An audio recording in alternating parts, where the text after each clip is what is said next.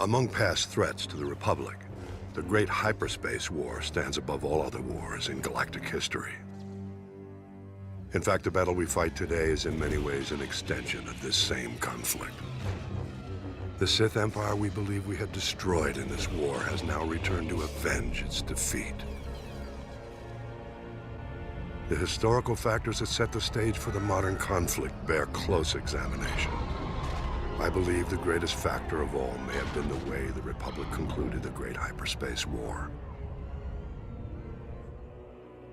The Great HyperSpace War began at a time when the Republic had enjoyed millennia of peace, growth, and consolidation.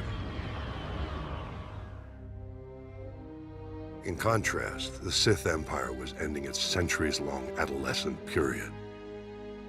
Undiscovered by the Republic, the Sith had conquered all of the star systems near Korriban. They were now seeking new opportunities for expansion. At this time, a brutal power struggle had broken out following the death of the Sith ruler. Among the contenders was the Dark Lord Gnost-Dural. Whether by chance or destiny, it was at this time that two Republic explorers stumbled onto Korriban.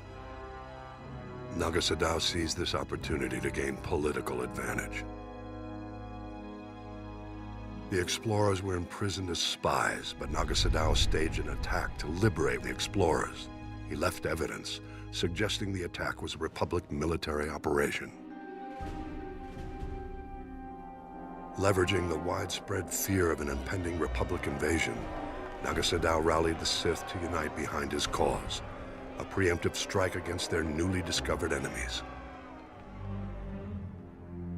Eager for war, the people embraced Gnost-Dural as their new ruler.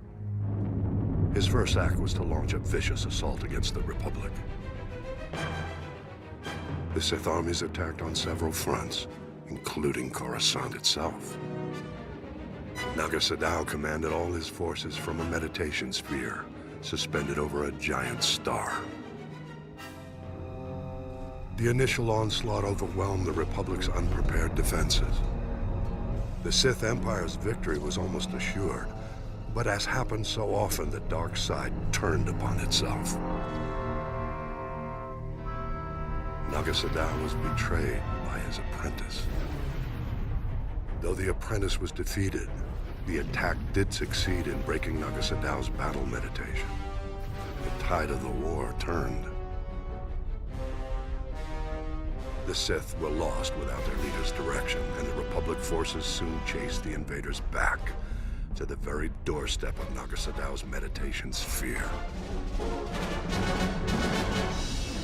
Recognizing his imminent defeat, the Sith Lord abandoned his forces and started a chain of events to destroy the nearby star and everything in its vicinity. Gnost-Dural fled back to Korriban, only to discover renewed opposition to his rule. Civil war broke out, whittling away what was left of the Sith Empire's already weakened armies. Gnost-Dural defeated the upstarts, but the Sith were defenseless when the Republic fleet attacked shortly thereafter. As the Republic fleet wiped up what remained of the Sith military, Gnost-Dural fled again, this time into permanent exile on Yavin 4.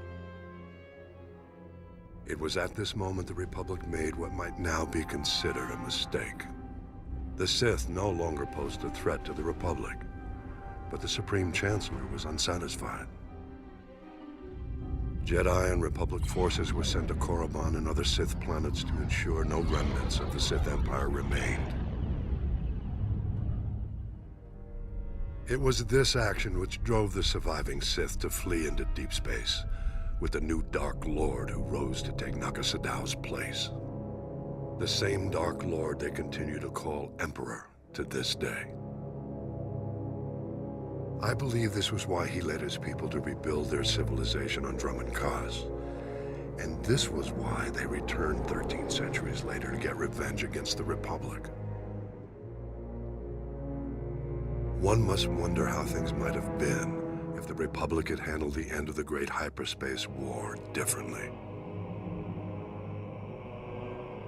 We mustn't forget, though, The conflict at the heart of the Great Hyperspace War and the war we fight today began even before the Sith Empire rose to power. I'll elaborate in the next holo record.